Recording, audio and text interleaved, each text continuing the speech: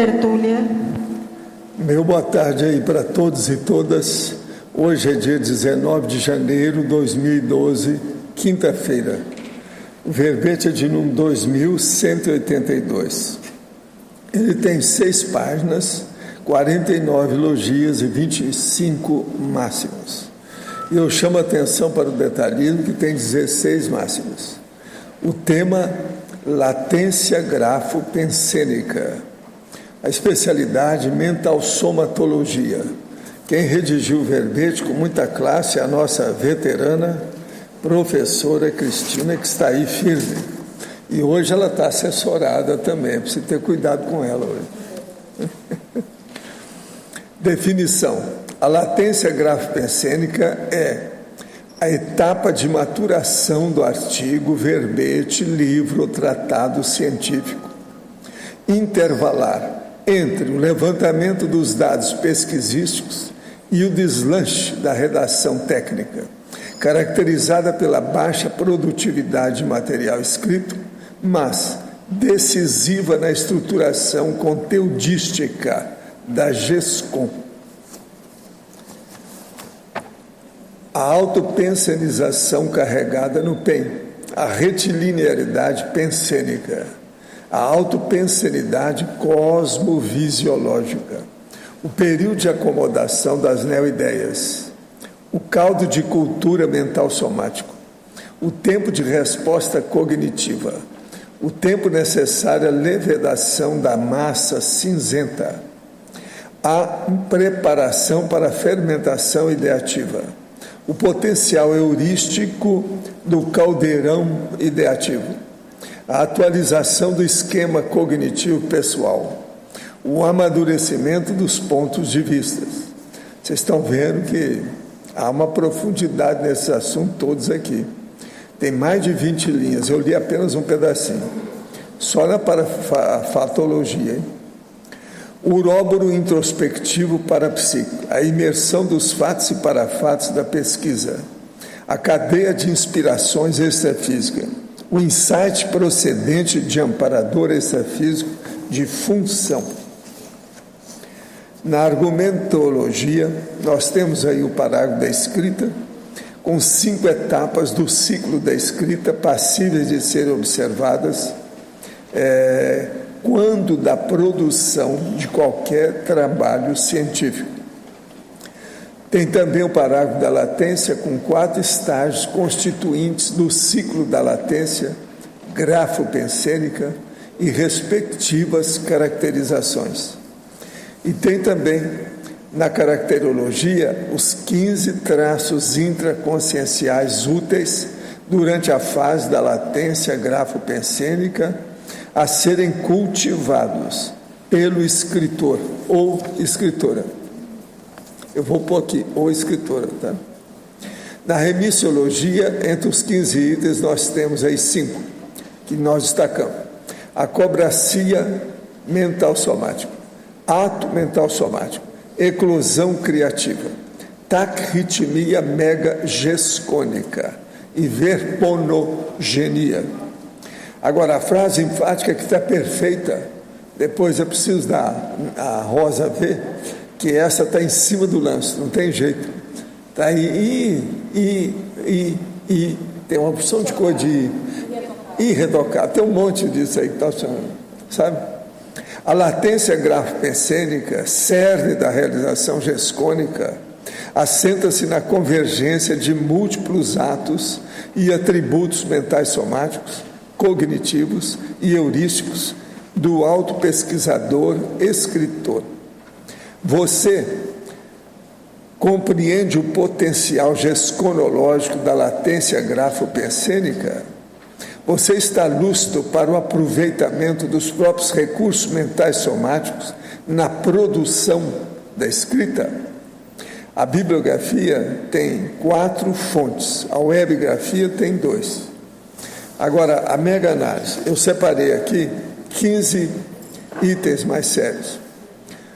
Mental somatologia, incubação, neoassociações, grafo-pensenidade, uróboro, introspecção, intelecção, eclosão, acumulação, neoideias, hiperpensene, conscienciografologia, euristicologia, comunicologia e auto-organizaciologia. Agora, questionamento. Se a TENEPS é assistência gratuita e não estou pedindo nada em troca, por que, se deixar de fazer, vou ser cobrado? Isso não é coisa de guia cego? Esse aqui é egocêntrico, hein? Você quer fazer negocinho, não adianta, a vovozinha para você, viu, meu chapa? Fica firme aí, vamos entender bem.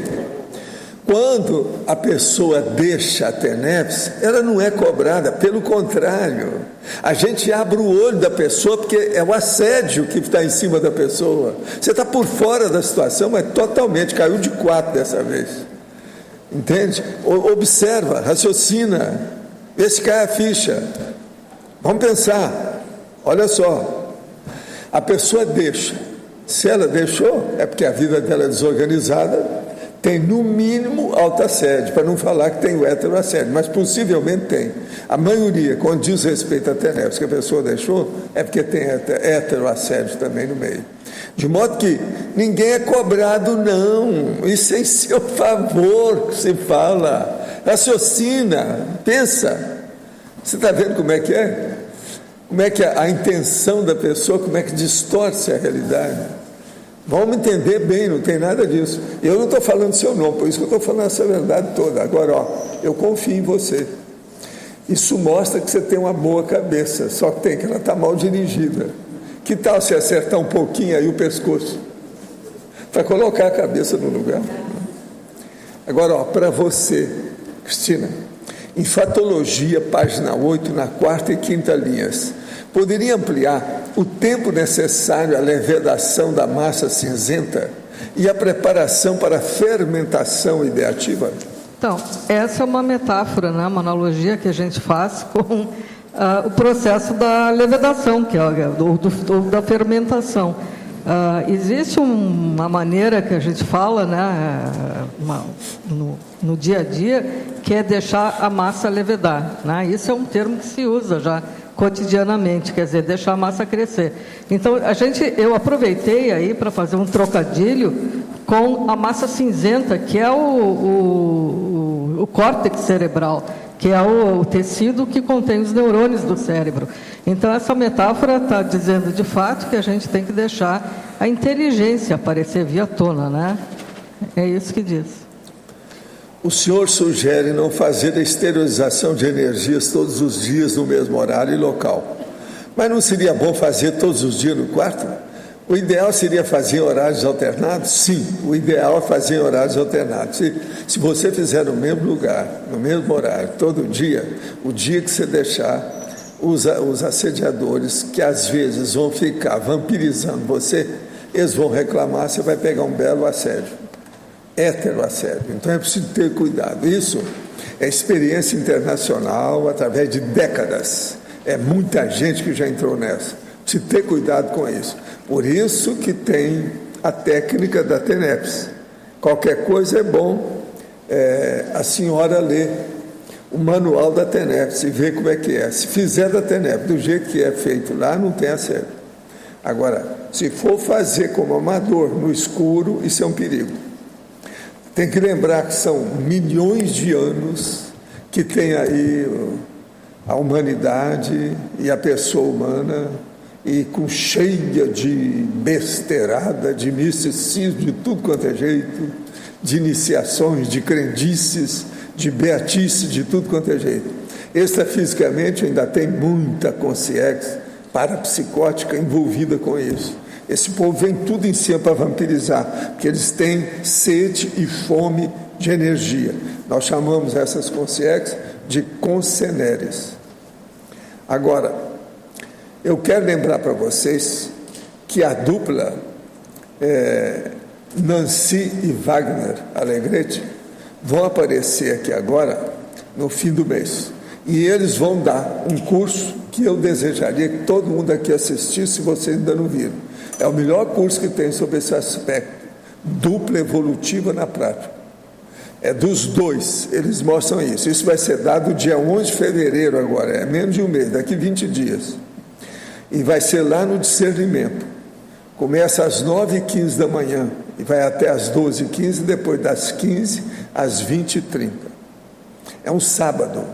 A maioria aí às vezes pode fazer isso. Seria bom ver. Quem tem problema sobre dupla evolutiva, que ainda não estudou bem, seria bom ir ver o curso dele. Esses dois são fora de série naquilo que eles fazem. E isso aí, eles mostram a situação pelo próprio testemunho dos dois, que se dão bem, que trabalham internacionalmente, é muito sério. Aqui tem muitos tópicos que eles vão topar e vão mostrar, e as verpons que serão tratadas. Fase da relação da dupla evolutiva, desde o período intermissivo até a dessoma.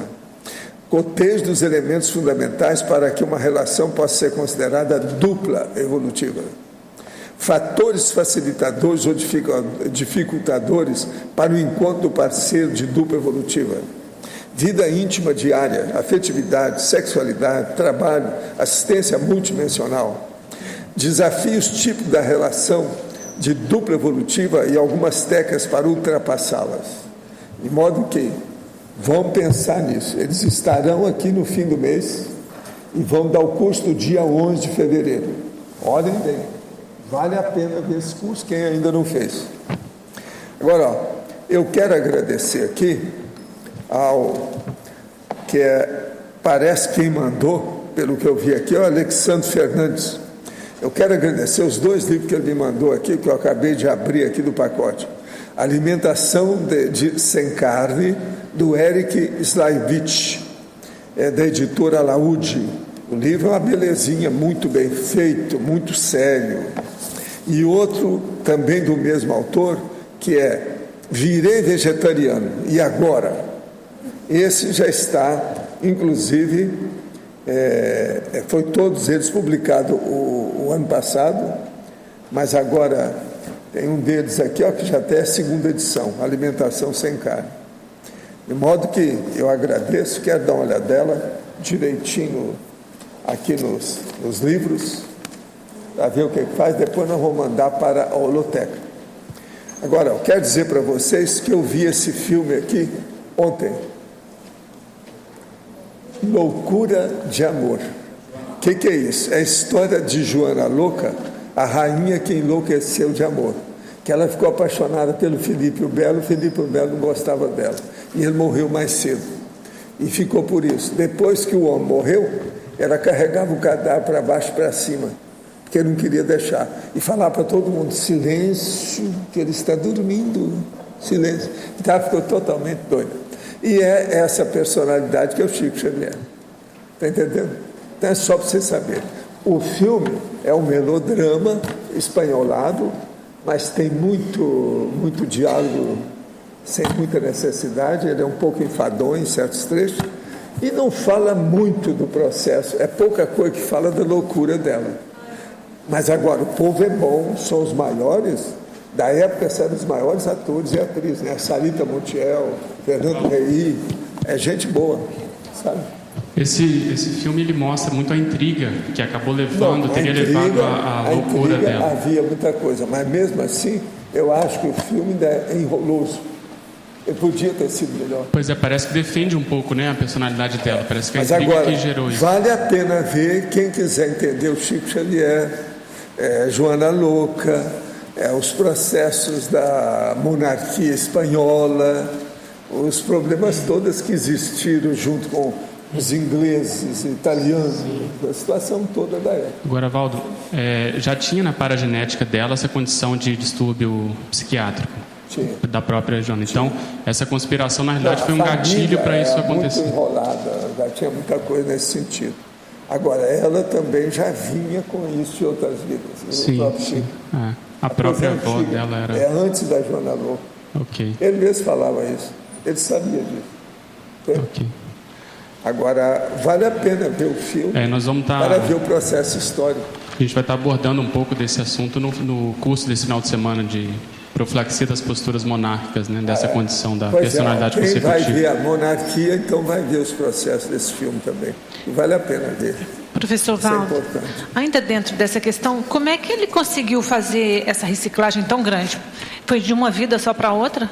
Da Joana, ele já... Estou falando do Chico Xavier. O Chico era uma personalidade psicopática. Ele não é uma pessoa normal.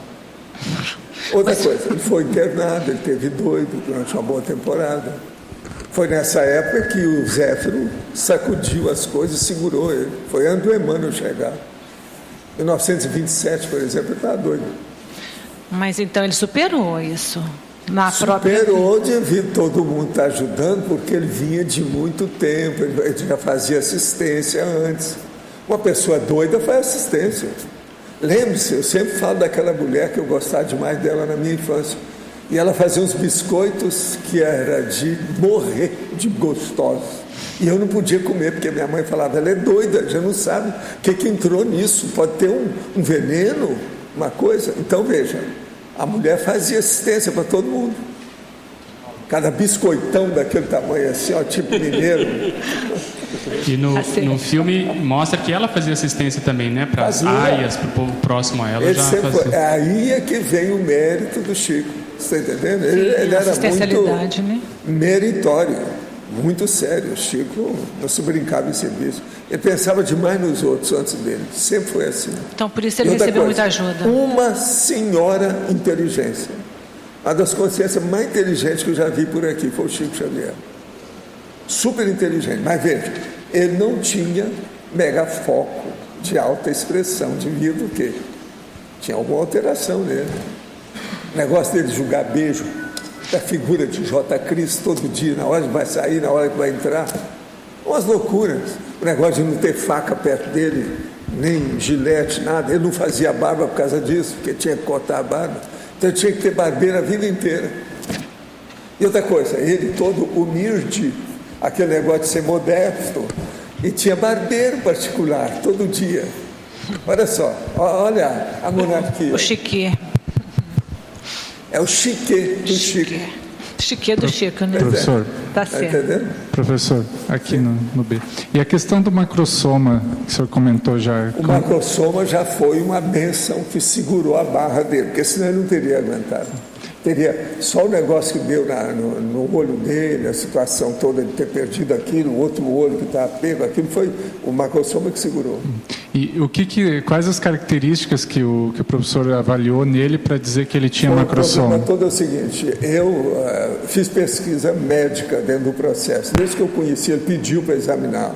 Então, o que se passa? Ele era suprarrenálico. Ele era um cara pícnico, retaco, baixo e macroesplâncnico. Quer dizer, ele tinha as vísceras todas grandes, os órgãos, tudo largo, grandão. Você está entendendo? Agora, isso é uma das características do macrossoma, é fazer levar a genética da família para aquela condição daquele corpo ficar suprarrenálico. Isso é o tipo suprarrenálico, é o pícnico, retáculo. Uma outra coisa, o André, que era o irmão dele, filho da mesma mãe, do mesmo pai, era magrinho, igual eu, comprido, magro, não tinha nada a ver com aquilo. Ele era totalmente diferente. Agora, ele tinha uma irmã que era suprarrenálica também, que eu vi, que eu examinei. Você está entendendo? Então, isso aí deve ter sustentado o processo todo. Agora, eu tinha tanta confiança que eu falei com ele. Naquela ocasião, você pensa bem, isso foi em 1966. Ele tinha ainda 50 e poucos anos. Você está entendendo? Naquela ocasião. Eu virei para ele e falei assim, você vai viver mais do que o seu pai. Tenha confiança nisso. Seu pai morreu com 86 anos. Eu conheci o pai dele, lembro de tudo isso. Então, o que se passa? Ele morreu com 86 anos. O Chico morreu com 92. Tudo do jeito que eu tinha falado. E eu falei com ele, você vai viver porque você tem um macrossoma. Confia nisso. Mas ele não entendia nada disso. Ele nunca nem tocou nesse assunto, nada. Nunca falou nisso. Agora, ele me respeitava. Ele me respeitava devido ao Emmanuel. E devido às coisas, os fenômenos que ele viu comigo. Então, com isso, ele me respeitava. Ele admitia. Muita coisa ele mudou por causa disso. Foi por isso que ele foi para Uberaba.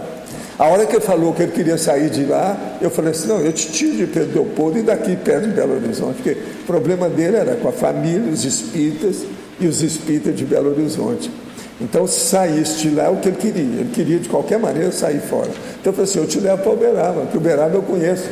Vamos fazer um centro espírita, fazer um ambiente, eu crio um bairro lá para você. Eu falei isso para ele, nós fizemos um bairro. O bairro era o Jardim das Américas. O Jardim das Américas era um cara lá que tinha muito dinheiro, que era o dono daquilo, pé da mata do Carrinho, mas eles fizeram lá para fazer um condomínio, vender as casas, aquele negócio, mas não vendeu nada, porque ninguém queria ficar lá, que era entre o aeroporto e a exposição de gado zebu. Então eu falei assim, não, eu vou lá. Aí eu fui ver quem é que era a corretora, era uma dona, que era filha de uma amiga minha, fui lá e comecei a comprar os terrenos, levei o poste para lá. Os primeiros postes eu gastei uma nota, eu nunca tinha pensado que o poste custava tanto dinheiro naquela ocasião, aqueles postes enormes, né? Então eu comprei 9 postes, porque não deu para comprar mais o dinheiro que eu tinha. E levei, colocamos lá, até chegar no lugar onde é que eu comecei a fazer as casas. Hoje o bairro lá está assim, é casa demais, aquele não era o sonho do meu bairro. Meu bairro era para ter praça, ter uma opção de coisa. Eu fiz uma força danada para eles fazerem, não fizeram nada. Venderam tudo, onde era para ser praça, colocaram mais a casa, mas está tudo assim, casa conjugada, aquele monte. Não é uma favela, é uma residencial, tudo, mas também cresceu por tudo quanto é lado. Agora você pensa, isso tem mais de 50 anos, né? Na verdade, está caminhando para 60 anos. E essa... Eu fiz o bairro. Eu falo que eu fiz porque eu gastei um dinheirão, não podia comprar mais livro durante a boa temporada, porque tinha que aplicar o dinheiro lá para fazer casa, para fazer isso, tudo eu fiz. Melhor da história. Eu fui confiar nos espíritas, né, que falaram que tinha um cara lá que era muito bom, que é o arquiteto, que ia fazer a casa, que eu podia confiar, porque eu tinha que viajar de vez em quando por causa do meu serviço. E eu viajei e ele fez a casa. Quando eu cheguei, eu dei todas as dicas, eu mesmo fiz a planta baixa de dissipação, a casa meia água, pequenininha e tal, entende? E dei para ele. Agora, depois que nós fomos morar lá, com aquele negócio todo, eu fiz jardineira, milhões de coisas, a casinha, o máximo, um brinco, sabe? Aí eu comecei a ver que tinha uma umidade que subia pela parede. Falei assim, bora, será possível que esse cara não fez alicerce na casa? Ele não tinha feito. Ele colocou em cima do chão e fez a casa daquele jeito. Porque a casa era muito simples, ele confiou na história e má intenção, né? Aí eu derrubei a casa, fiz outra mais séria, e eu mesmo acompanhei o negócio com calma. As casas estão lá até hoje. Aí eu fiz 4 casas ao todo, casas espalhadas, uma delas para guardar a minha biblioteca, que ficou lá 22 anos. Depois fui lá e busquei. Tinha 9.800 livros, tudo selecionado, tudo dentro de estante, inclusive umas era chinesa, que eu ganhei num dia de aniversário, quando eu tinha 10 anos, sabe? Estava lá. Então, isso tudo é uma experiência. Por isso que eu falo para você, eu sou especialista em certas coisas. Uma delas é empreendedorismo em certas coisas. O nosso bairro aqui vai ficar muito melhor do que o bairro do Jardim das Américas lá. Isso eu garanto. Valdo, e a condição de ele ser suprarrenal, então isso potencializava a questão energética e daí parapsíquica? Como é que é? Eu não entendi. A questão do Chico ser suprarrenal, né? O macrosoma dele é suprarrenal. O macrosoma dele é aquele tipo suprarrenal. Aquilo ia dar mais autodefesa, apesar dos processos dele ocular, etc. E durante uma boa temporada eu mesmo aplicava remédio no outro olho, porque naquela fase estava difícil a situação dele, porque aquilo podia passar para o outro olho, ele ia ficar cego, ele só enxergava de um olho, entende? A vida inteira, mas ele sobreviveu com o negócio todo. Agora, o que era bom no Chico, tinha uma coisa muito boa, a gente falava as coisas para ele seguia, ele raciocinava, via que tinha lógica, ele seguia. Então ele era um bom paciente dentro do processo, entende? Isso aí é muito sério. Agora para você, em Principiologia, página 8, terceira linha, poderia relacionar com a comunicação gráfica esses 2 princípios, o princípio do devagar e sempre, e na 4ª linha, o princípio da interassistencialidade? Bem, o princípio do devagar e sempre é porque o tema, a latência, ela fala de um intervalo do processo da escrita em que a pessoa precisa ter paciência, ela precisa se aprofundar na pesquisa, precisa ter um tempo de amadurecimento daquilo que ela está estudando. E isso não pode ser feito com pressa. Então, o que a gente vê? Que às vezes as pessoas querem escrever, querem produzir alguma coisa muito rapidamente e se preocupam muito mais com o tempo que vão levar em largar logo aquele material escrito do que gastar mais tempo na pesquisa. Esse tempo que precisa para a pesquisa, ele é extremamente importante. Não tem como abrir mão disso aí. Então, é por isso que diz o princípio do devagar e sempre, né? Quer dizer, melhor ir devagar, mas não interromper o processo do trabalho, no caso, aqui no contexto, da gestação escrita. E o princípio da interassistencialidade é óbvio, né? É o princípio de que toda a comunicação gráfica, se ela tiver qualidade, se ela for cosmoética, ela será um meio de assistência, né, que se faz às pessoas. Em Sinergismologia, página 8, segunda linha, poderia enaltecer esses dois sinergismos, o sinergismo da coativação dos atributos mentais somáticos e o sinergismo pensenidade criativa, pensenidade analítica. A coativação dos atributos é porque, veja, em todo processo escrito, nós utilizamos vários atributos mentais somáticos. Isso, se você examinar depois na argumentologia, aqueles ciclos, quando eu esmiuço mais a fase da latência, até eu falo ali de vários atributos e de vários atos mentais somáticos. Então, há uma necessidade de trabalhar simultaneamente com vários atributos. É isso que esse sinergismo está dizendo.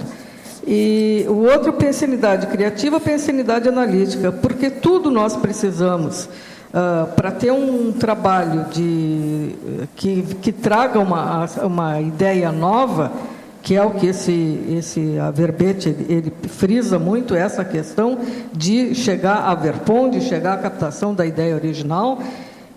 Para isso, nós precisamos da pensenidade criativa, que é aquele processo todo do raciocínio criativo, e também da pensenidade analítica, que é a lógica, né? Que é aquela característica de atomizar os fatos, comparar, fazer cotejos, examinar detalhadamente. Então, juntando esses dois aspectos, é que nós vamos chegar a um trabalho de qualidade.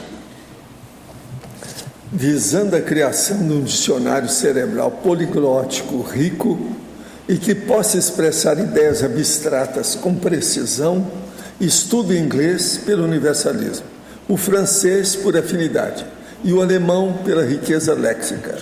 O que o senhor acha desses idiomas? Olha, eu acho que vale a pena todos os três que você está estudando. E qual a sua opinião sobre o russo? Não, esse risca fora. Se eu domino, aumentaria a minha expressão ideativa? Sim, mas não é o ideal. Se você ainda não estudou, o ideal é estudar latim e depois grego. É melhor do que russo. Você vai aprender muito mais e vai ter o seu dicionário cerebral poliglótico muito mais enriquecido. Agora, na questão do latim e do grego, é estudar o processo que interessa dentro da etimologia, para você entender o processo dos grafemas de modo geral, o processo todo o problema léxico e também os vocábulos e as desinências, as sílabas, os afixos, para se criar neologismo. Porque eu acho muito difícil uma pessoa que vai ter um dicionário cerebral poligótico rico, se ela não dominar perfeitamente a neologia. Você não acha que isso é importante? Você não acha, Dulce? Então, o que eu desejaria aí no caso era recomendar a você, em vez de russo, latim e grego, se você não estudou bem, se você não domina bem. Outra coisa, o latim tem relação tudo total aí com o francês. Agora, o inglês, esse aí é linguagem apenas bárbara, não interessa muito. Agora, o alemão é muito bom no processo justamente da riqueza léxica, mas para estudar, por exemplo, as palavras sesquipedais. Como é o processo da desinência, como é que aquilo funciona dentro do alemão. Isso vale a pena ver com calma.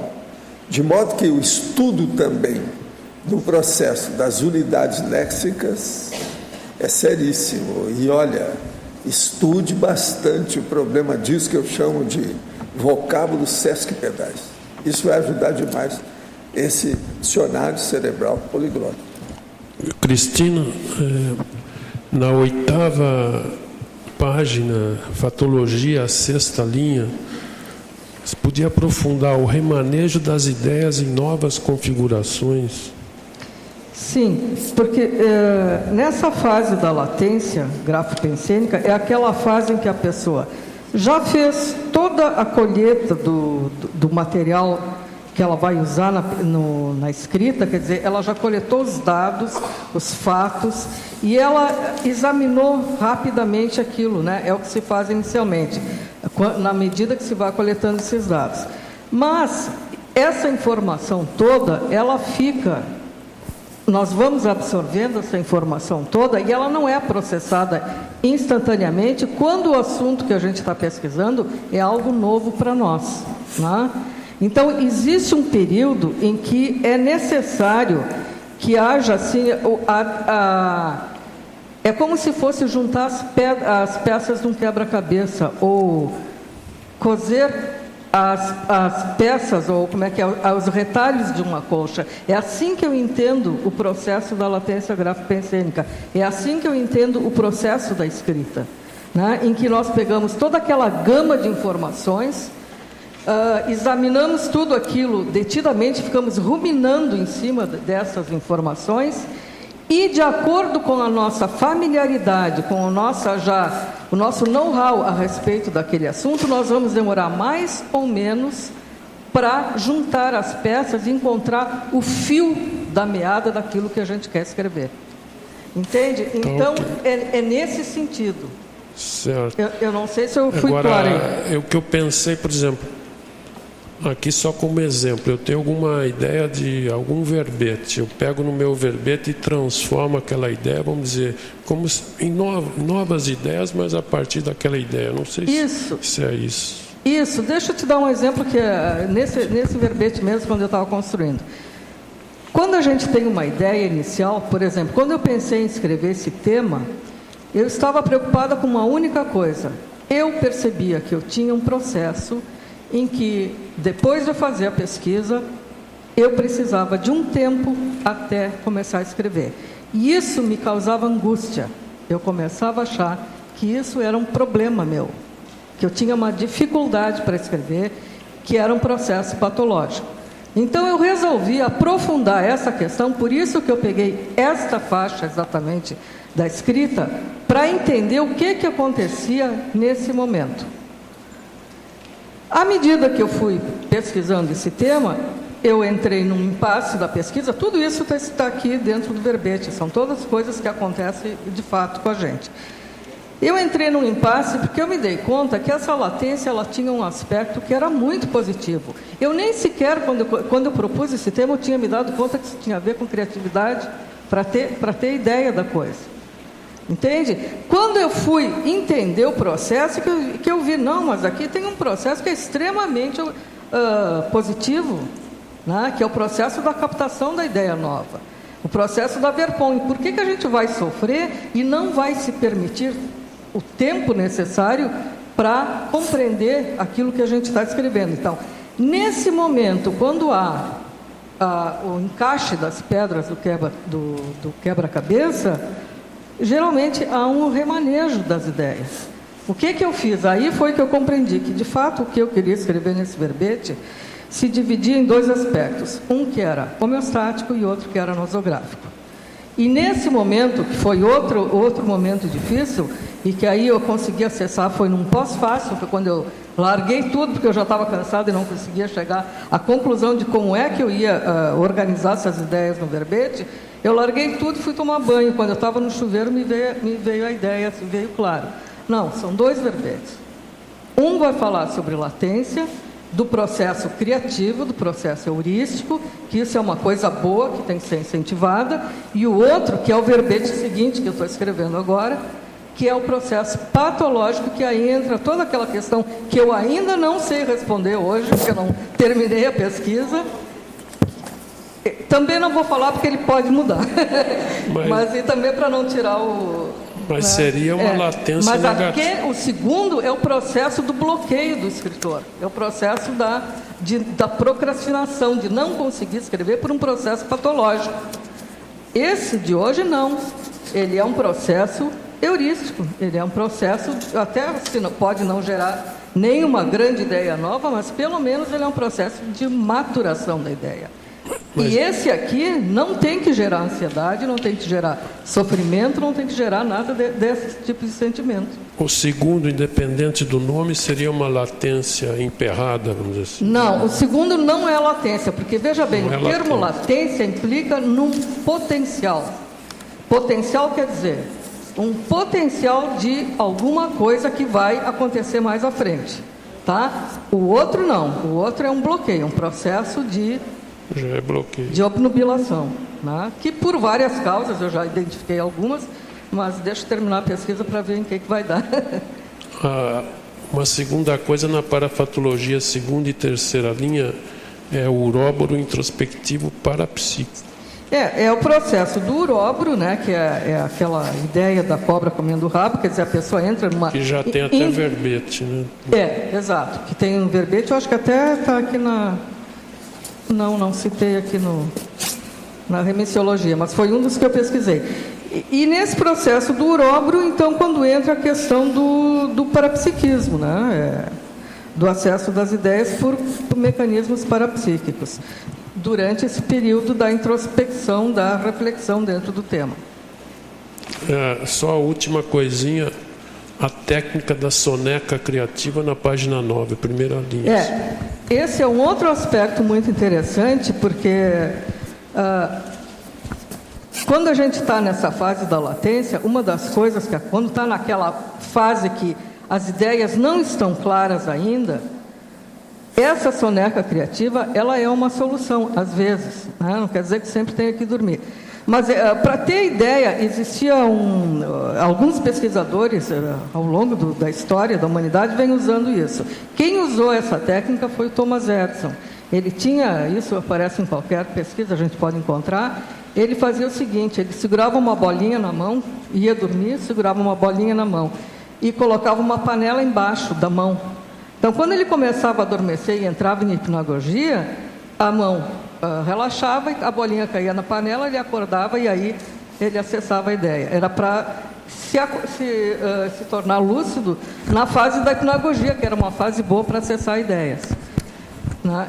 E assim tem algumas histórias de gente que conta na história, que faz coisas semelhantes a isso. Bem, eu utilizo aqui nessa fase da incubação, se vocês olharem ali na página 11, no item 2, incubação, vocês vão ver que lá pelas tantas eu falo no sono reparador, na descoincidência veicular, né, na relaxação somática, que tem alguma relação com essa técnica.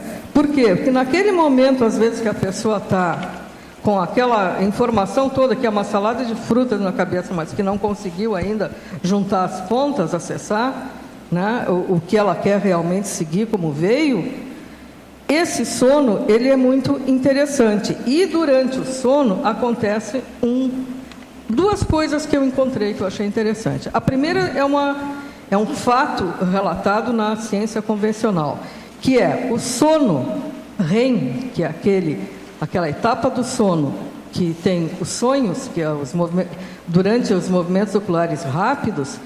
Foi verificado, eu tenho até um artigo aqui que comprova isso, que nessa fase do sono REM, há 40% de vezes mais, um percentual de 40% de aumento das associações de ideias entre ideias não relacionadas, da capacidade de associar ideias que aparentemente não tinham relação.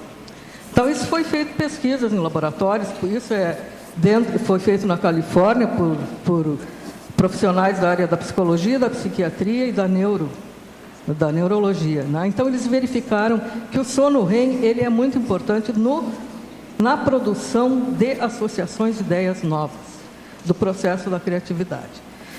Mas esses pesquisadores, eles não levam em consideração o aspecto multidimensional. E aí, no aspecto multidimensional, o que a gente vê é que tem toda aquela história da captação extrafísica de ideia original. E isso, se vocês quiserem aprofundar, aí tem o Projeciologia, que eu cito aqui na bibliografia, só que aqui eu cito uma página só, mas tem o capítulo que vai da página 652 até a página 654, que é a captação extrafísica de ideias originais, que fala de como se dá o processo da captação da ideia original durante a projeção consciente ou durante a descoincidência dos veículos. Tá? Tá ok, obrigado. Tenho mania de colocar o notebook por cima da região do tórax quando estou deitado. Isso poderia prejudicar as energias do cardio chakra? Isso não é bom, não. A gente não deve colocar máquina nenhuma em cima da gente. Robocop, só as pessoas que conhecem bem o que é que faz de prótese que deve estudar, pesquisar e colocar, mas não deve pôr nada em cima da gente, não. Dizem até que é negativo o negócio no joelho, né? Principalmente para o homem que cria problema. Pois é, já tem um monte de coisa. Estive em uma comunidade extrafísica da qual avistei do alto, possivelmente, as cataratas do Iguaçu. Ouvi dizer que a Interlude encontra-se nessa região parageográfica. Tenho considerado a possibilidade de tal comunidade estar relacionada com minha paraprocedência pessoal. Não está, porque ela é nova, ela tem pouco tempo. Não existia quando você apareceu por aqui. Agora, você pode ter vindo do Pombal. A turma daí é muita gente do Pombal. Possivelmente você passou no Pombal, mas o Pombal é longe daqui, não é aqui não. Quais são as principais características dessa comunidade? Ela possui alguma especialidade de estudo? Ela está diretamente subordinada ao processo dos cursos intermissivos e tem relação conosco aqui, que é a Cognops Infos. Isso aqui é que eu sei, porque ela advém, ou nasceu, ou é emanada lá no Pandeiro, que existiu durante uma temporada, que era uma espécie de camping extrafísico, que depois foi desativado. Então você pode ter tido alguma relação com Pombal. O senhor poderia falar sobre as técnicas do conforme, do ciclo enumerativo, de que maneira elas funcionam e como melhor aplicar essas técnicas para a aquisição da retilinearidade analógica do pensamento. Ora, a técnica do conforme, do ciclo enumerativo, seria bom você ver através do find, da busca na enciclopédia da Conscienciologia. E eu depois tenho verbete sobre esse assunto. Agora, o problema é o seguinte, tem mais detalhes que eu estou entrando nesses assuntos no dicionário que eu estou escrevendo. Pode ser que o dicionário fique pronto lá para dezembro desse ano. O primeiro volume, de 900 páginas. Ainda faltam 260 páginas, tá? Então, eu ainda tenho que pesquisar, estudar, fazer uma série de coisas aí. 2/3 do primeiro volume já estão no papo, estão na mão. Mas ainda é preciso estudar mais. Então, olha bem, é a busca na enciclopédia. Minha filha foi orientada por um EPICOM a não fazer EV todos os dias no mesmo horário, pois isso chamaria muita atenção das consciências. Pensava que o que não se recomendava era fazer exteriorizações. Sendo assim, gostaria de esclarecimento dos seguintes pontos. 1. Sendo o EV medida profilática contra o assédio, como entender o perigo de fazê-lo mesmo em horários fixos? Porque a gente não pode confiar nas pessoas que estão fazendo o EV. Você confia? Você confia em todo mundo que você conhece para fazer EV? Você acha que a pessoa não tem assédio? Raciocina. Vê se cai a ficha. 2. O que se entende exatamente por horários fixos? É aquele horário que é no mesmo horário. A hora é em cima da hora. Antes da hora não é a hora, depois da hora não é a hora. Eu, por exemplo, faço as mobilizações todos os dias antes de sair para o trabalho. Entre as 7 e 8 da noite, entre as 10 e 11, fora o resto do dia. Fazê-las regularmente, mas dentro de certo período, como expliquei acima, constitui regularidade perigosa para os iniciantes inseguros na técnica? Desculpa a ignorância de jejum, você está totalmente desculpado, mas agora o problema todo é o seguinte: examina bem se você não tem nenhum processo de assédio. Se não tem, continua com o seu trabalho. Agora, urubu observa, seja desconfiado, veja bem, permaneça alerta, vigilante perante o processo de assédio, porque mexeu com energia, quase sempre em torno é igual aranha. A turma lá do Loior falou que em qualquer lugar que a pessoa esteja na Terra, se ela olhar dentro de um perímetro de 2 metros, tem uma aranha perto dela. Então, a mesma coisa eu digo. Olha bem, qualquer lugar que a pessoa esteja, pode ter uma concenera a 2 metros de distância dela, igual a aranha. É uma concenera, é uma consciência energívora. Ela é voraz em matéria de energia, ela quer pegar energia. Outra coisa, muitas vezes não tem nenhuma má intenção. Aquilo é espontâneo, é natural, é para-instintivo. Agora, Cristina, para você, na coloquiologia, página 7, o que significa a última expressão? Descobrir o ouvido da minhoca. Então eu pergunto, alguém aqui já viu um ouvido de minhoca? Alguém já conseguiu ver o ouvido da minhoca? Não, né? Porque é aquilo que nunca ninguém viu. De fato, não existe a minhoca, nem tem ouvido, mas... Então, é aquela coisa, aquela ideia de que aquilo que nunca ninguém viu. Então, é a ideia totalmente nova, né? É nesse sentido. Eu tinha um profissional com quem eu trabalhava, que era um cientista brilhante, né? Ele tinha essas saídas, ele usava muito essa expressão. Por isso que eu lembrei. Então, ele usava no sentido, quando ele fazia um achado fora de série, do ponto de vista de diagnóstico, ele dizia, então, esse é o ouvido da minhoca, né? Então, igual o dia 30 de fevereiro. 30 de fevereiro, exato.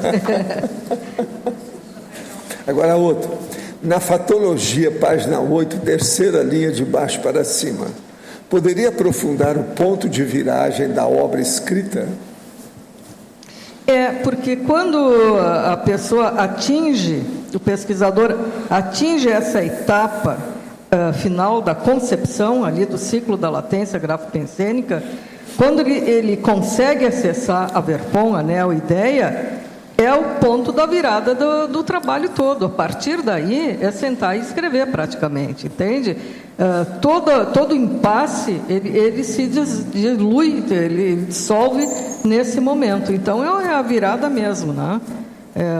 Ultrapassar a latência grafopensênica é dar a virada na gestação escrita. Na parafatologia, página 8, terceira linha, poderia exemplificar a parapreceptoria especializada? É o amparador de função daquela obra, né? Ele é especializado porque ele é o amparo de função, como já está dizendo, né? É o auxílio desse amparador.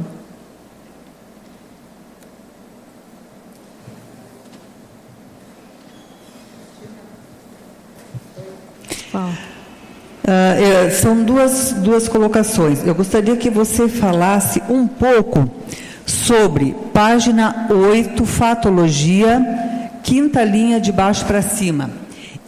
Você já falou sobre a procrastinação, mas fala um pouco sobre este fio da navalha aí, e também página 11, na concepção, primeira linha, o estalo de Vieira. O estalo de Vieira, tá. Bom, o fio da navalha é porque a gente tem que ter, como eu disse, assim, não é claro para a pessoa, quando ela está nesse processo da gestação da obra, ou da gestação das ideias, não é claro para ela, muitas vezes, que esse é um processo natural da pesquisa, que esse processo de amadurecimento é natural. Então, o que a gente faz, que é o que aconteceu comigo muitas vezes, entra num ansiosismo, entra num processo patológico, que só vai atrapalhar ainda mais o trabalho, né? Então, fica achando que não tem condições de fazer aquilo, se diminui do ponto de vista da capacidade de gestar alguma coisa que vale a pena. Então, tudo isso pode acontecer com a pessoa no momento que ela está nessa fase em que as coisas não estão muito claras ainda. Então, há um fio da navalha, porque o pesquisador tem que se dar conta que esse é um processo natural. É um processo natural da pesquisa. E não tem que ficar ansiosa. É a história que nós já falamos há pouco do devagar e sempre. Certo? Então, é o fio da navalha da pessoa ficar lúcida para não entrar na patologia e aí sim cair no processo de abandonar o trabalho ou deixar ele engavetado, sabe lá até quando, né? E aí sim entrará, então, no lado negro da coisa, digamos assim, né? Bom, a outra pergunta era do estalo de Vieira, né? O estalo de Vieira não é do professor Valdo, porque quando eu li a primeira vez eu achei que era aquele seu estalo, eu não sabia o que era, eu só li, né? Eu disse, deve ser esse. Não é. Então, eu fui pesquisar para ver o que... Isso há muito tempo atrás, né? Bem, agora eu fui ver a origem dessa expressão, ela é uma expressão muito antiga, de vários séculos atrás, ela até caiu um pouco de desuso, ela ainda é utilizada no Nordeste do Brasil, mais, dizem, né, a literatura. Então, ela teve origem num padre chamado Antônio Vieira, né, que era super erudito, diga-se de passagem, para a época o homem era uma cultura. Isso, e o biógrafo dele diz que esse fato que eu vou relatar agora não se sabe se é lenda ou se é realidade, né, mas que ele se considerava muito burro, incapaz de fazer os sermões dele, e sempre ia rezar lá na capela para os santos, para auxiliarem ele a se tornar mais inteligente. E numa dessas, ele estava rezando e sentiu como que um estalo, exatamente isso, como que um estalo dentro dele, e de repente as ideias ficaram mais claras, e a partir daí ele se tornou um grande orador, conhecido pelas pessoas. Ele atribuiu isso à Virgem Maria, né? A um milagre de Virgem Maria, lógico, ele era um padre, né? E essa expressão, então, estalo de Vieira, ela começou a ser utilizada para significar aquele surto de inspiração, ou aquela inspiração que chega instantaneamente. Meu estalo, quando tem, é só quando eu bato na mesa. O seu estalo é outro.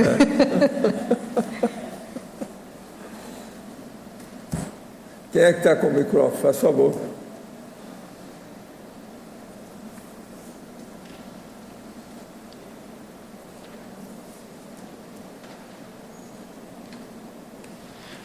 Eu queria fazer uma pergunta aqui na sinergismologia. Eu queria que você, por favor, expandisse o sinergismo do conhecimento latente e sistematizado, na segunda linha, por favor.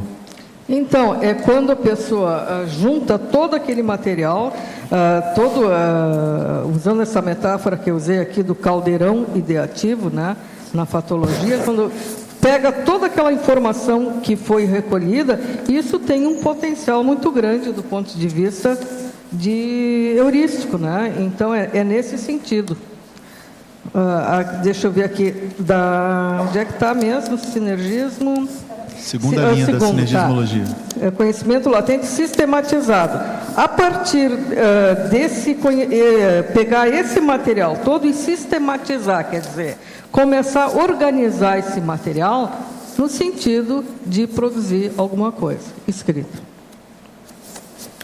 Estou me preparando para mudar de Curitiba para Foz do Iguaçu e penso que estou sofrendo interferências por essa decisão, pois ativou sintomas da doença mista do tecido conjuntivo, desencadeou crises fortíssimas de dor no estômago e nas articulações.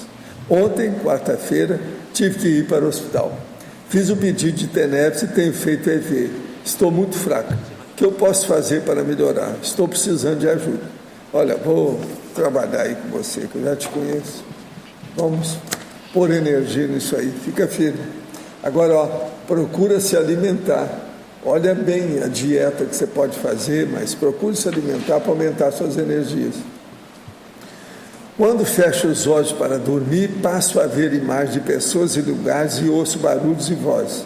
Só nesse meio tempo, antes de dormir. Após adormecer, saio e retorno ao corpo várias vezes. O que ocorre?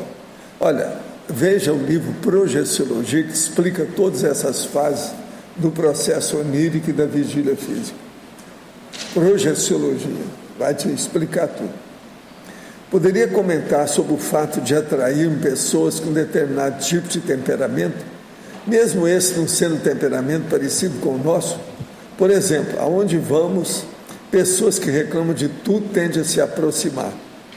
Deve ser porque você deve ter uma força presencial que a pessoa confia, então ela abre o jogo, né? Está reclamando, chorando as mágoas, é o queixume. Procura ajudar as pessoas, deve ter algum motivo. Olha bem isso aí.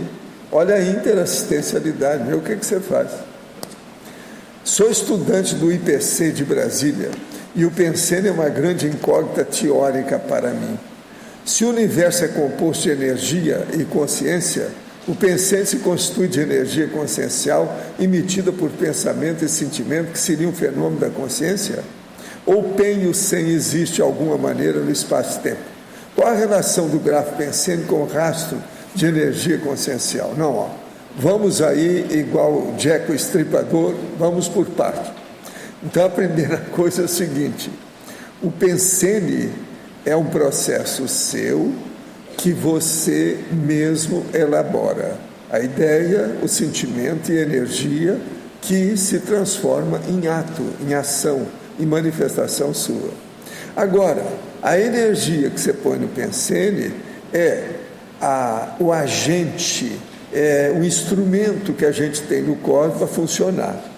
Na verdade, no cosmos só existe duas coisas: consciência e energia. A consciência usa energia, por isso tem o pensene. Agora, o pensene, a ideia e o processo do sentimento é seu, não tem nada que ver. Agora, existe uma energia imanente, ela está por toda parte, está disseminada, entende? Ela é onipresente. Você pega essa energia e usa. Agora, você pode pôr ideias avançadas ou ideias negativas. Pode pôr sentimentos avançados, elevados, ou sentimentos burroides, instintivos. Isso depende de você. Então, pensa bem. A energia básica não tem nada a ver com isso, não. Agora, você tem que ver com tudo que diz respeito ao pensene. Agora, qual a relação do grafo pensene com o rastro de energia? Aí é porque a pessoa está soltando energia, né? É o energossoma dela, junto dela, etc. Isso é normal. Aqui está, para o CAEC, Cristiana Flores, 40 anos, Goiânia. Por gentileza, poderia informar se o curso duplo evolutivo na prática do professor Wagner Alegrete e Nancy Trivelato será ministrado em EAD. Qual será e qual o site para fazer a inscrição? Que deu nossa turma? Fala aí para nós. Ô, Verônica.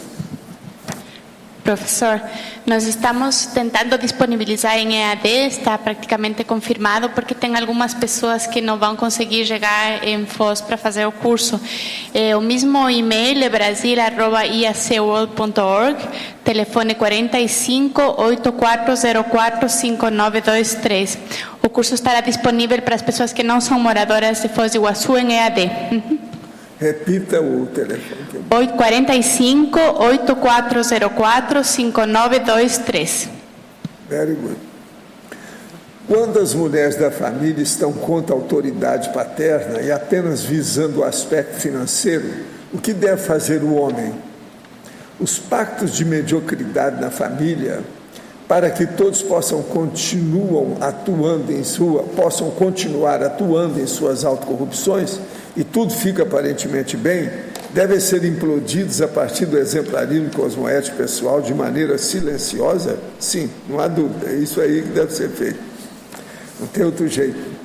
Vai com calma. E a gente também não pode fazer estupro evolutivo nas pessoas.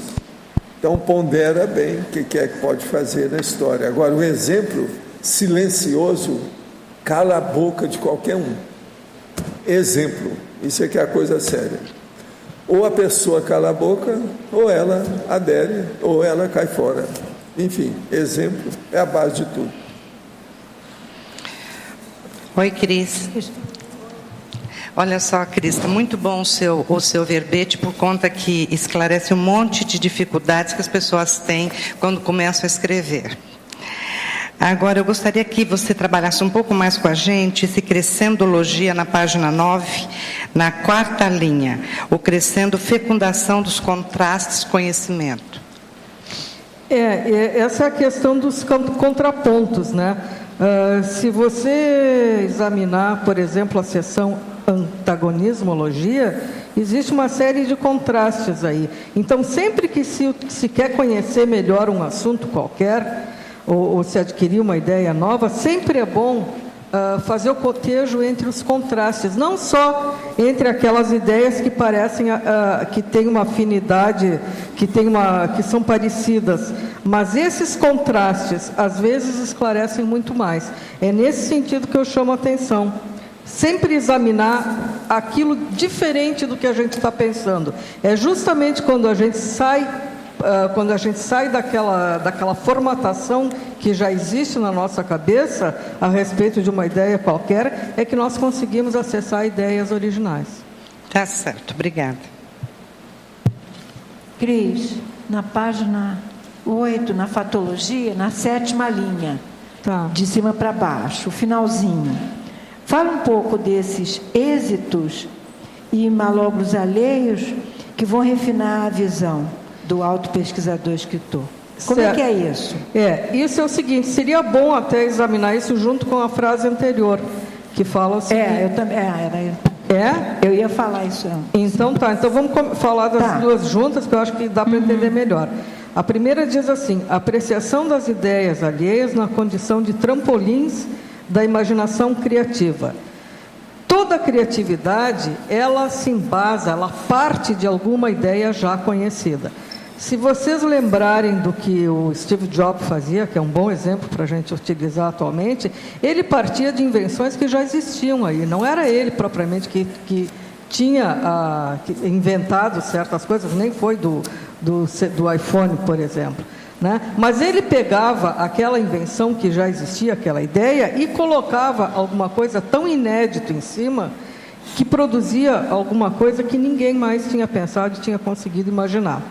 Então, isso é usar as ideias que já existem como trampolins para se chegar a ideias novas, ideias criativas. Agora, o malogro. Quando se faz isso, quando se examina essas ideias alheias, nós vamos ver o quê? Que existem coisas que tiveram sucesso e outras não. E isso vai servir de base para nós. Se um experimento que foi feito, se uma ideia que foi tentada mostrou que não tem sucesso, dificilmente a gente vai partir por aí, né? A nossa tendência é começar por aquelas ideias que deram certo e tentar, a partir daí, ver o que nós vamos fazer de novo. É nesse sentido. Fica difícil eu entender o sucesso. Porque a ideia ela é inicial.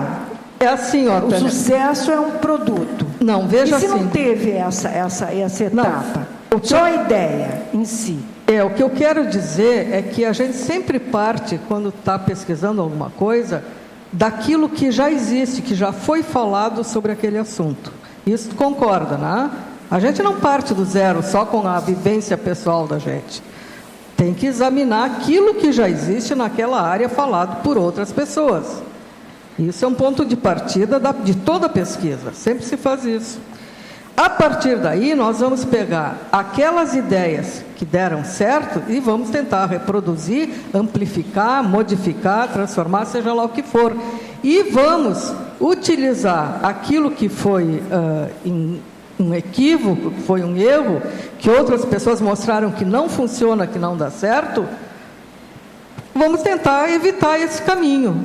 Se bem que, muitas vezes, até esses malogros podem ser refeitos, né, transformados e se obter algum resultado diferente.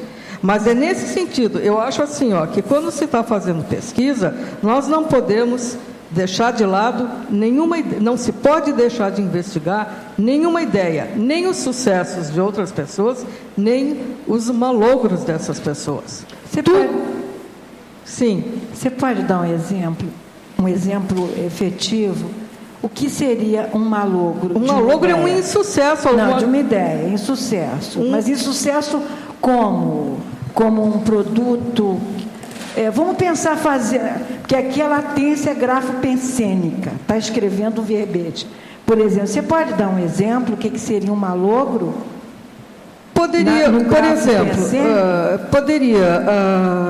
dentro desse tema, ou dentro da minha vivência nesse tema especificamente, na hora que eu tinha aquela ideia de que esse tempo que eu levava para escrever era uma coisa prejudicial, entende? Que não era uma coisa saudável, né? Okay. Isso aí eu observava e já tinha lido muita gente escrever sobre o bloqueio de escritores, sobre esse... Eu mesma já tinha tido, quando eu fui escrever minha tese de mestrado, eu tive um período muito difícil. Eu conheço a síndrome. Isso todo mundo já passou, quem fez essas coisas já sabe o que é isso. Entende? Então, assim, a dificuldade que era para escrever, ou de começar a escrever.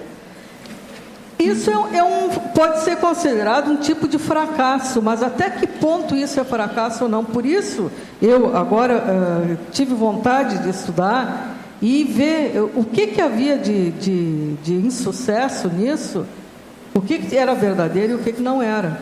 Então, usando essas vivências como ponto de partida, agora eu vou investigar o que de fato existe nisso. Então, eu chego à conclusão, como eu cheguei até agora, que existe um aspecto que é até homeostático, né? Existe o lado patológico, sim, mas existem coisas que até podem ser aproveitadas se elas forem encaradas como parte natural do processo heurístico.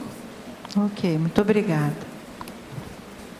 Para o verbetório, letra B, fatologia. Fatologia. Página 8, quarta linha de baixo para cima. A evitação do travamento mental somático pelo ansiosismo. Eu penso que você amplia um pouco para mim, e ela pode ser ligada ao ponto da viragem da obra escrita?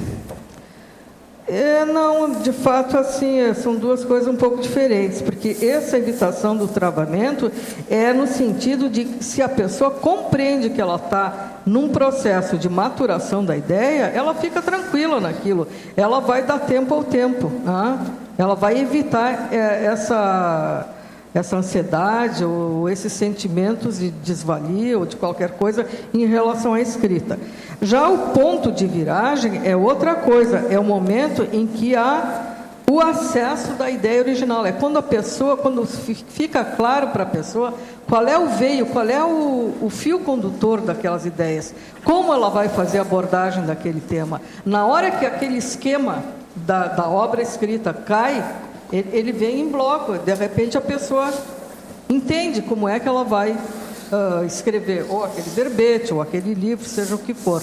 Então, nesse momento é que eu considero a viragem da obra, porque eu entendo que passou a parte mais difícil, que era a concepção da obra, né?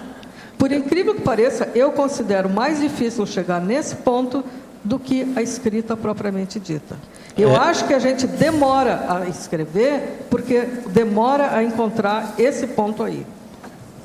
O ansiosismo, ele é muito prejudicial, ele mais atrapalha a nós do que nos ajuda. E dominar essa parte aí, eu tenho dificuldade de dominar o ansiosismo. Então, veja, o que eu descobri também, assim, descobri não, já estava aí, todo mundo sabe disso, né? Mas é que parece que às vezes a coisa não cai a ficha exatamente. Que ao invés do ansiosismo, a gente tinha que ter uma postura exatamente contrária, era entender o quão lúdica é esta fase. Entende? Porque essa é a parte interessante de todo o trabalho. É a fase em que se está gestando a ideia nova. Então, isso, de fato, se a pessoa compreender bem, ela vai usufruir.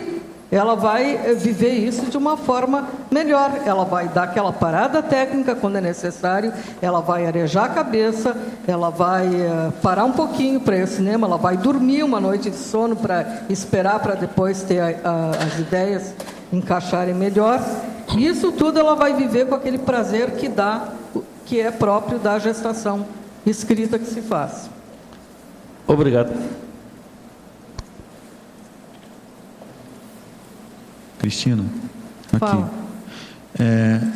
Na página 9, eu queria que você expandisse aí, desse exemplos, se fosse possível, da última interação. Interação realidade furtiva, pensionização accipita. A realidade furtiva é aquela realidade que às vezes ela é furtiva, ela passa desapercebida por muita gente, né? por a maioria das pessoas. Então, o que acontece? Se a gente tiver a pensionização accipita, né? Pensionização accipita. A pensionização accipita é aquela pensionização centrada, é aquela próxima do eixo, né? Isso é o accipito, está próximo do eixo, quer dizer, ou centrípeta. Então, a pessoa que tem essa retilinearidade, que tem o foco, que sabe aquilo que está procurando, mesmo que passe, quando essa realidade que ninguém enxerga passa por ela, ela enxerga.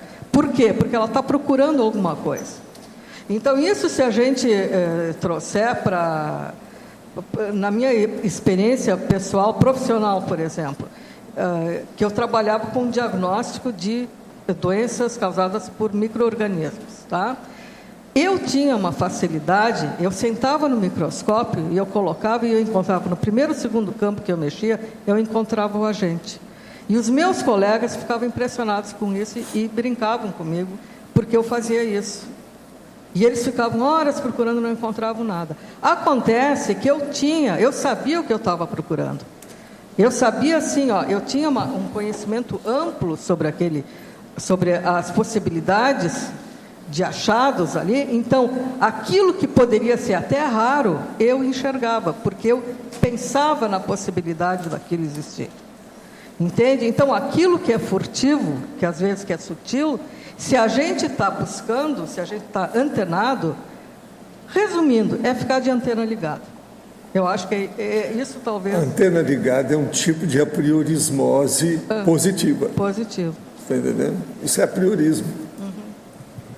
Uma das coisas sérias é isso mesmo. Por exemplo, no microscópio, e procurar, por exemplo, lá, a ameba histolítica. A pessoa viu o paciente do jeito que era. Eu levava para o microscópio e achava logo a ameba. Eu também. Aquele negócio lá dentro que impressiona todo mundo a hora que vê. Pois é, eu também. A ameba fazendo buraco. Eu encontrava coisas assim, eu colocava o foco e aparecia coisas que ninguém via. Pois é. Né? E às vezes, mas aí já muda um pouco, mas tem relação. Porque às vezes eu tinha algum fenômeno, durante o sono, eu acessava que eu ia encontrar alguma coisa rara. Agora, aí o que deve ter te ajudado muito é conhecimento da patologia. Sim, associava a clínica também. O processo é patológico, você entendeu antes, então você junta uma coisa com outra. Isso eu fazia também, que os meus colegas não faziam, porque no laboratório, geralmente, a pessoa se resume a fazer o exame da amostra, e eu não, eu pegava a clínica junto. Eu entrevistava muito importante a semiologia, dentro da microbiologia. Uma coisa puxa a outra. Isso eu fazia junto.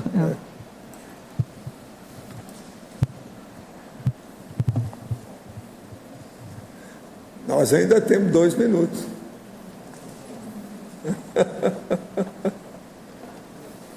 Chegou aqui. Em polinomiologia, página 9, primeira linha.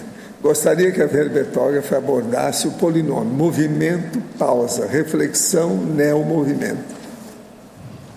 Então, o primeiro movimento na produção de alguma coisa escrita é aquele recolhimento, né, ou a captação de todas as informações que existem já publicadas ou que já existe por aí. Essa pausa e essa reflexão entra justamente na latência grafopensênica, tá? É o momento em que a pessoa para, reflete, examina tudo aquilo, para depois iniciar um novo movimento, no sentido aí já de fazer a gestação, de escrever propriamente o resultado das pesquisas.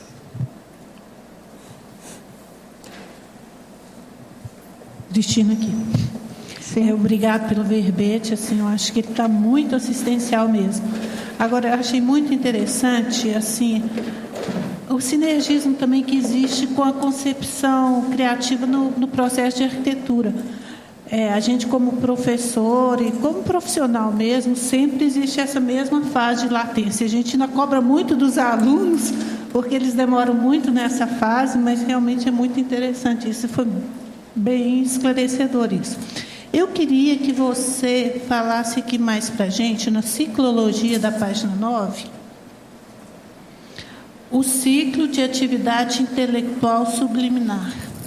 Explora mais isso um pouquinho. Esse é bem interessante, porque dentro da latência existe essa fase, dentro de todo esse processo da latência, existe essa etapa 2 aqui, que é da incubação, que ocorre lá pelas tantas, depois da pessoa refletir exaustivamente, examinar exaustivamente todo o material de pesquisa que ela recolheu, ela entra numa fase que ela precisa dar essa parada, essa pausa do trabalho, ou essa relaxação pensênica, ou ainda, utilizando aqui o que eu coloquei na estrangeirismologia, a incubação overnight das ideias, quer dizer, dá um tempo que, em nível subconsciente, as ideias são associadas.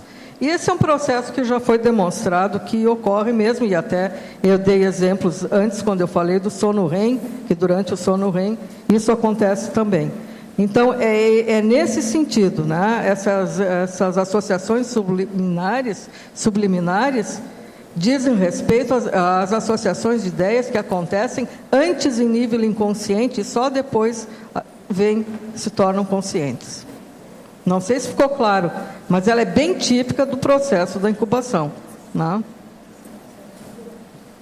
Nós vamos abrir então parênteses agora. Boa tarde. Pedimos, por favor, que vocês desliguem os celulares e que também durante a mega euforização não teclem os computadores. Obrigada.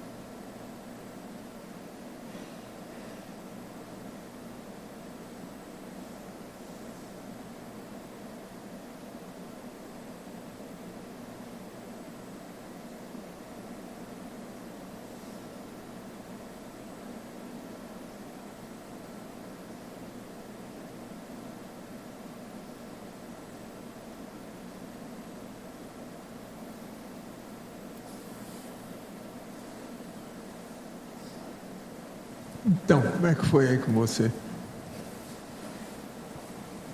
E bem interessante, professor Valdo. Assim, eu senti logo uma tranquilidade quando eu sentei, e logo que o senhor começou a exteriorizar, veio uma sensação de paz, assim, de fraternidade.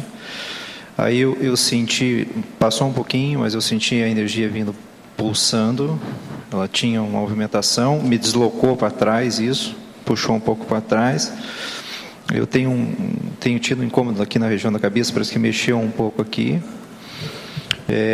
Aí eu senti a intensificação, senti um pouco de resfriamento também, baixou a temperatura, deu a impressão assim de luminosidade, mexeu acho que na região do fronto chakra, que ficou assim mais claro aqui o ambiente, e aí eu comecei a sentir contração do corpo, com o início de uma esterilização de energia também, contraindo aqui, contraindo a cabeça.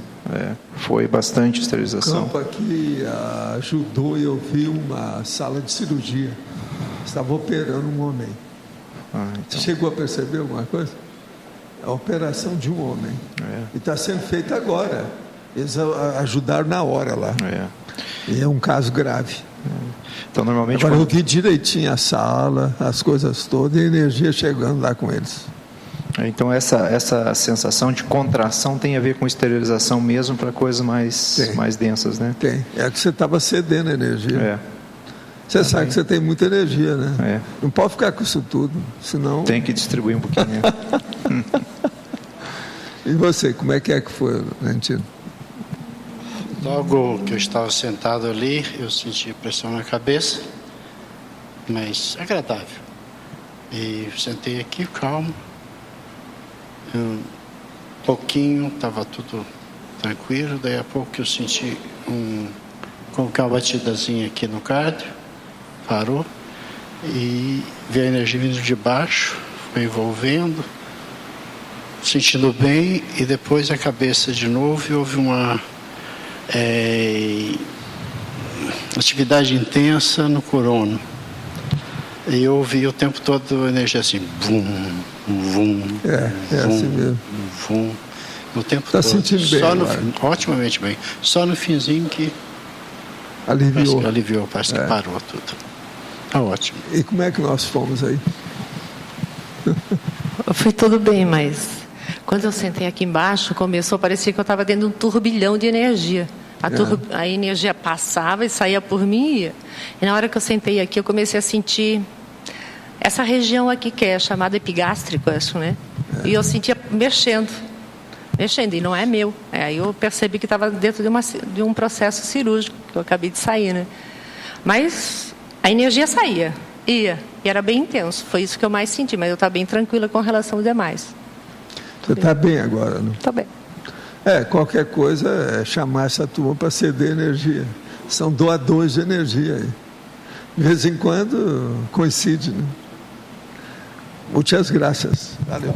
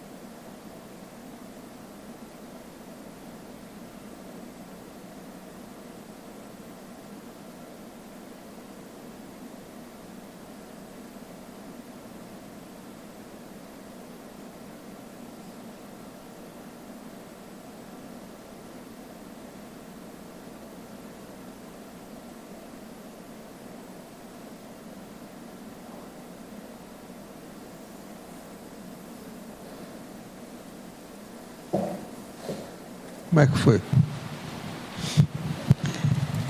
Inicialmente eu senti energia muito forte aqui no cardiochakra e também no rosto.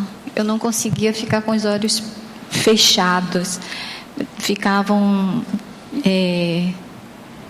trepidando. Eu não conseguia, às vezes eu até conseguia ver aqui o intrafísico, eu não conseguia fechar completamente por causa da tremedeira, provavelmente.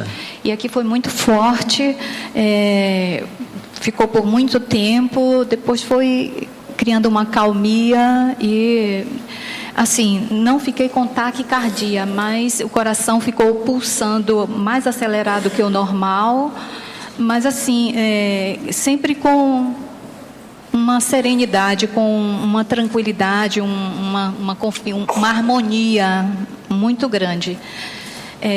Eu estou me sentindo assim muito confiante, muito tranquila e essa sensação que não foi um mal-estar, que era algo que talvez uma energia muito forte sentindo nessa área, mas tudo bem.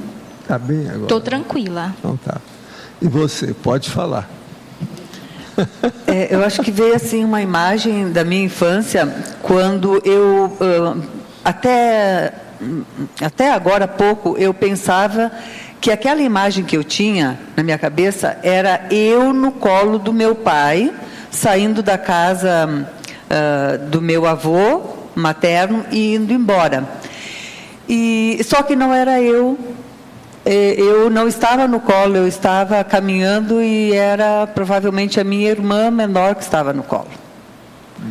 Então, fiquei assim meio, acho que emocionada e depois eu me imaginei assim, brincando como criança. Eu sei que a energia mexeu na sua memória. Tem disso, né? É o campo. Mas você está sentindo bem agora? Sim. Então tá bom. E você, como é que foi? Eu senti os processos energéticos assim, primeiro bem devagar pelo Pammochakra, ele veio envolvendo pouco a pouco e como se tivesse me puxando assim pela cabeça para fora, para o campo. Aí depois de um tempo estabilizou e ficou bem denso assim, e eu comecei a sentir minhas mãos duras e dormentes assim, bem desconhecidas.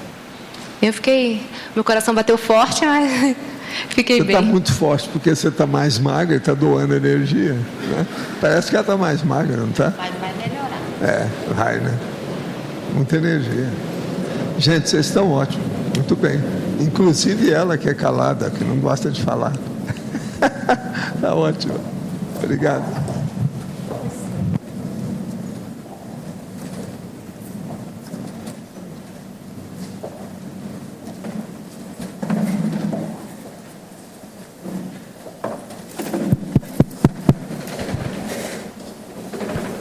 Gente, eu reintegro ou entrego a Cristina para vocês. Professor, aqui no ar, eu queria fazer uma pergunta para você.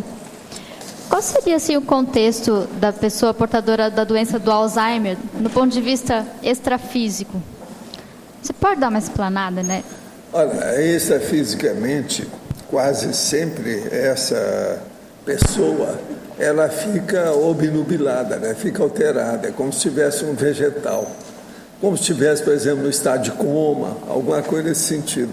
Quando ela está, assim, numa crise mais profunda do Alzheimer, um nível mais profundo. Então, a pessoa está ali um pouco, assim, anulada, né? Pela própria vida, temporariamente. Eu fico pensando na relação dela com companhias extrafísicas, grupos. Às vezes tem, seriamente, né? E outra coisa, você sabe que uma pessoa de idade, por exemplo, quando chega na minha idade, ou ela tem assistência extrafísica ou tem uma perseguição permanente extrafísica.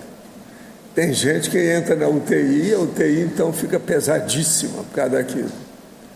Tem essas coisas todas. Aquele local, por exemplo, de pessoa de idade, aquelas que precisam da cuidadora o tempo todo, também é um problemão. Entende? Então, as pessoas são o seguinte, quando elas chegam na terceira para a quarta idade, ou elas são os bons velhinhos, ou eles são aquela pessoa que ninguém quer ficar perto, ou uma coisa ou outra. Geralmente isso é bem definido. E isso aí mostra o processo ou da assistência ou o processo de assédio, entende? Então, tem que ver aquele caso em si, como é que é. O nosso amigo, ele não tem coisa muito negativa, não. É mais de desequilíbrio mesmo. Eu não percebo coisa pesada, não tem nada. Entende? Pesada, às vezes, tem em torno dele com as pessoas, mas não tem nada a ver com ele. Geralmente... Você sabe bem como é que é isso. Geralmente, as pessoas que já trabalharam para ajudar ele, elas se simpatizam demais com ele. Elas ficam fã dele. É impressionante. Mas agora essas coisas tem, né? Que a pessoa chega nessa idade, pode ter o Alzheimer, a boa ou a patológica, isso aí depende. Entendeu? A boa? Agora, quando junta a pessoa que é patológica, que ela já é assediada, e ela fica com Alzheimer, aí é que é o pesado. Entendi.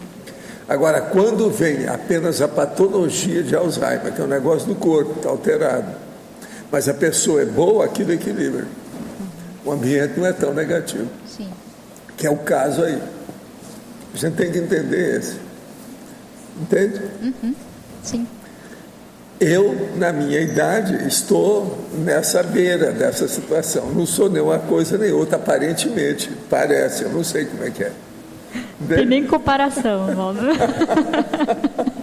Agora, sou com 5 cobaia ainda. Ah, sim. Isso ainda sou. Faz parte.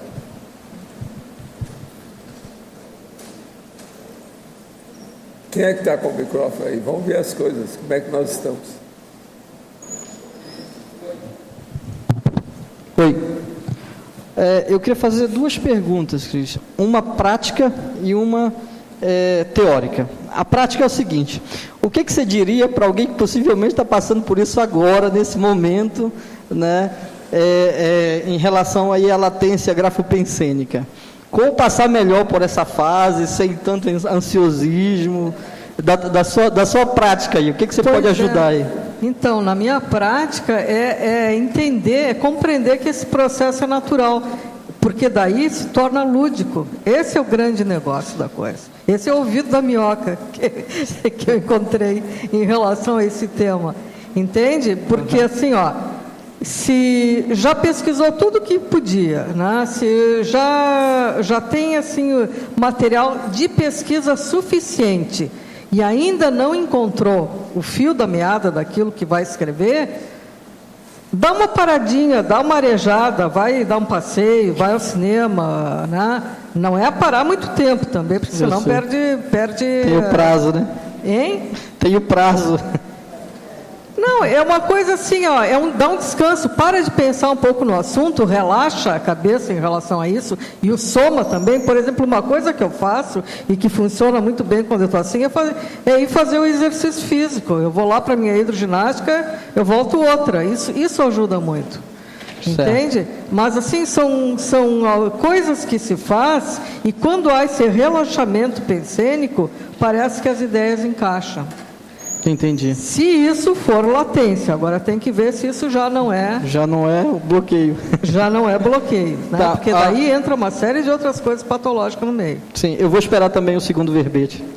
Muito assistencial. Outra pergunta é o seguinte: em teoriologia, né, na página 8, a teoria psicogenética sobre a construção do conhecimento. Podia ampliar um pouquinho isso?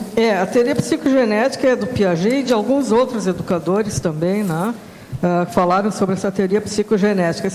Ela está mais descrita aqui, se olhar na psicologia, tem assim, deixa eu ver onde é que está.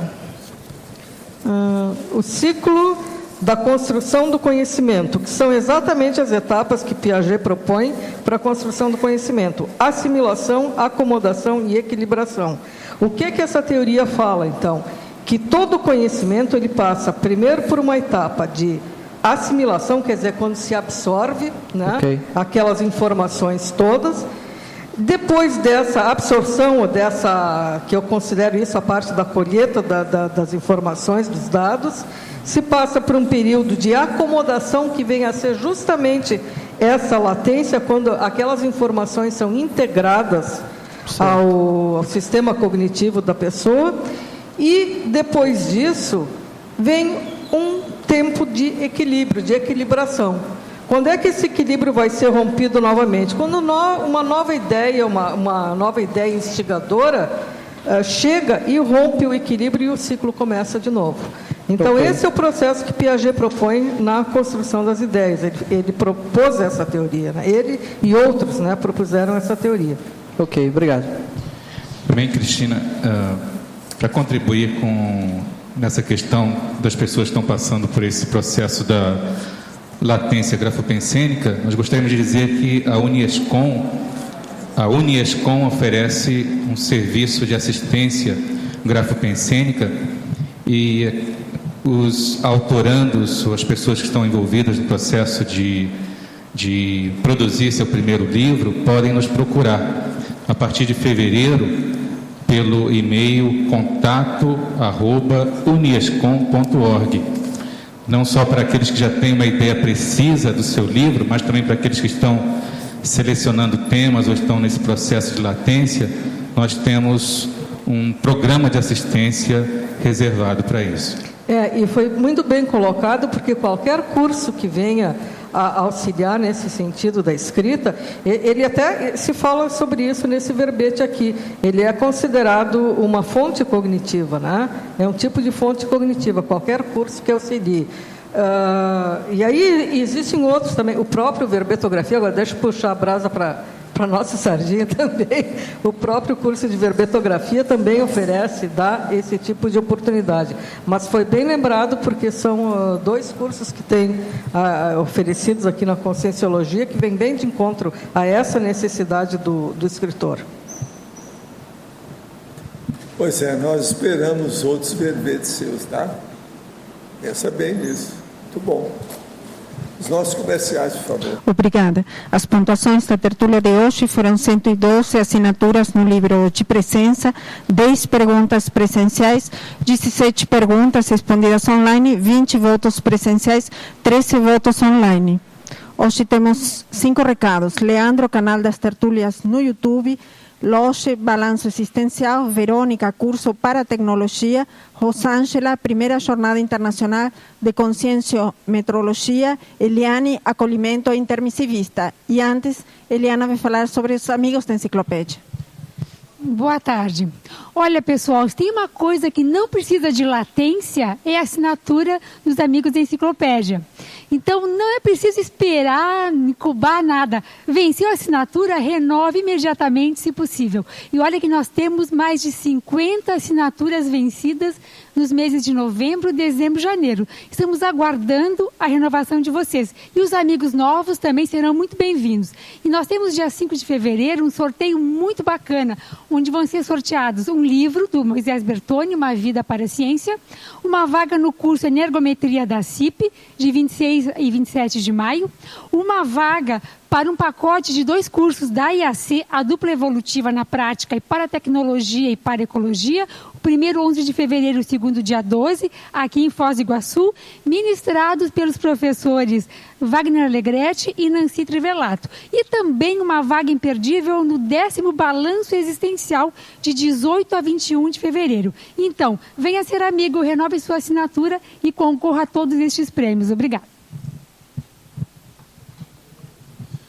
Boa tarde, pessoal. Eu vim falar para vocês de novo, especialmente para os teletertulianos e o pessoal que assiste os arquivos gravados no nosso site. Eu faço o download desses arquivos para vocês utilizarem o novo canal que nós estamos colocando no YouTube. É o www.youtube.com/tertuliário. Nós já estamos com mais de 100 arquivos. E com o tempo nós vamos colocar todos os arquivos já gravados das tertúlias lá em vídeo. Tá? A maioria deles com uma qualidade bem superior à qualidade hoje disponível no site para download. E esses arquivos vão ficar lá permanentemente. A gente pede que vocês assistam e acessem, né, assistam no próprio site do YouTube, ou façam download do site do YouTube, desse novo canal, a maior quantidade possível de arquivos.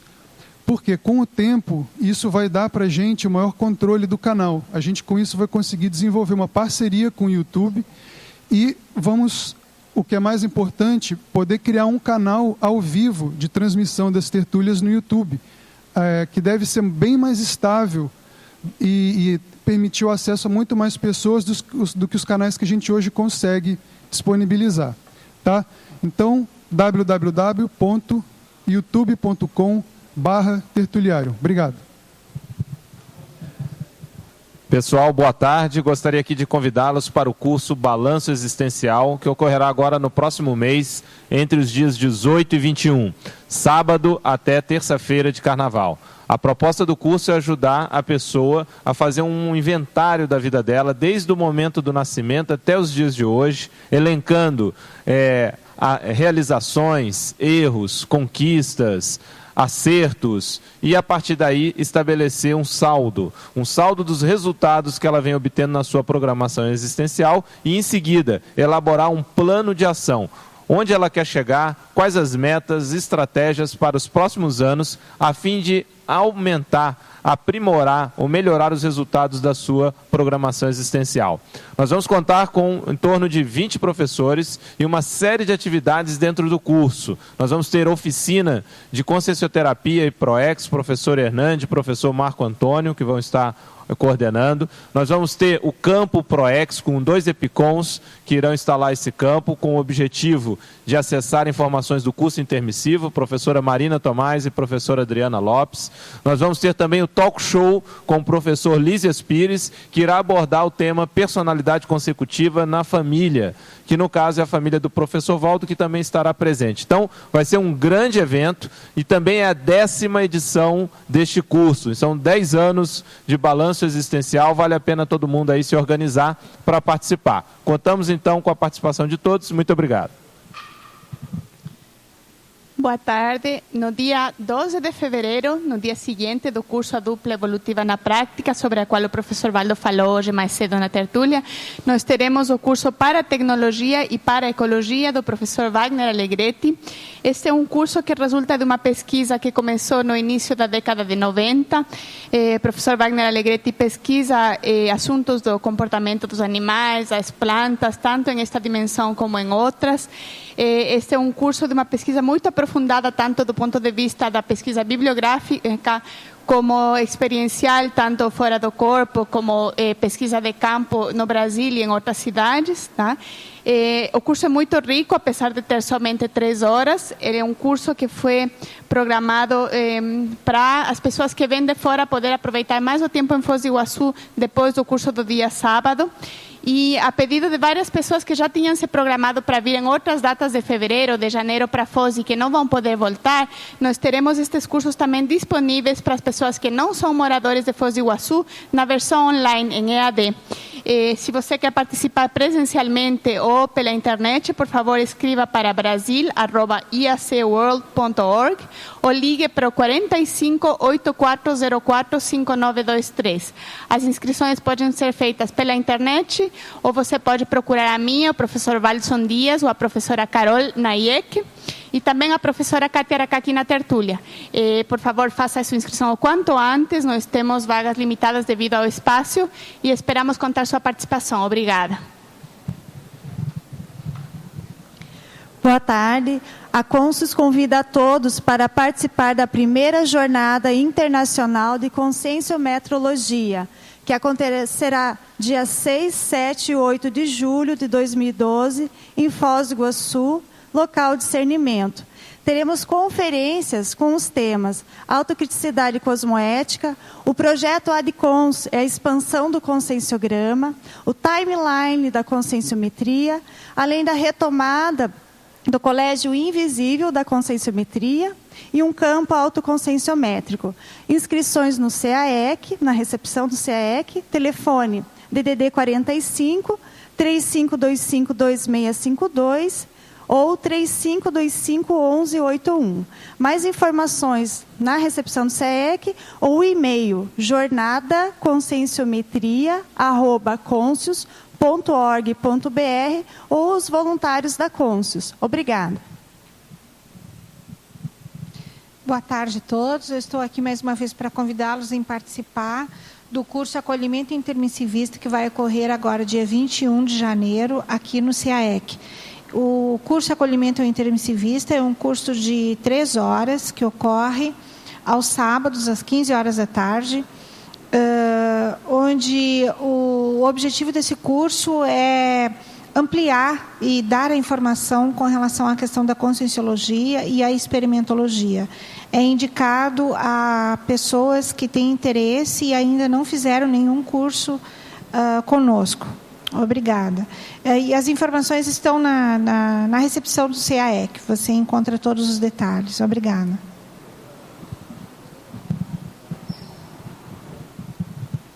O verbete eleito para amanhã é mantenabilidade humana, especialidade profilaxiologia. Autor, professor Guilherme Kunz. Obrigada e boa tarde a todos.